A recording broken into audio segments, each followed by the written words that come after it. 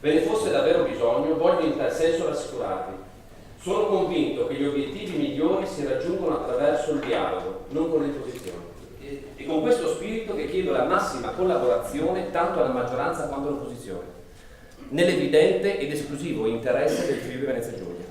Governatore Federica, oggi lei ha illustrato le dichiarazioni programmatiche per il quinquennio 2018-2023, 12ª legislatura del Friuli Venezia Giulia, una legislatura improntata al dialogo e al grande rapporto col cittadino. Sì, io credo sia necessario ricostruire la regione e anche i rapporti istituzionali all'interno di questa regione, penso in primo luogo agli enti locali, perché se non si parte da questo dialogo per ricostruirli il rischio è di ripercorrere gli errori del passato, ovvero imposizioni che arrivano dall'alto dove non c'è una collaborazione da parte di tutti gli enti mirata a dare risposte e servizi ai cittadini di questa regione.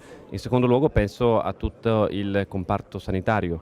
Dobbiamo ricreare un'alleanza con tutti gli operatori per esplicare quel dovere fondamentale della regione, ovvero garantire il diritto alla salute ai cittadini del Friuli Venezia Giulia. Si è parlato anche dell'importante enti locali, anche qui grandi novità.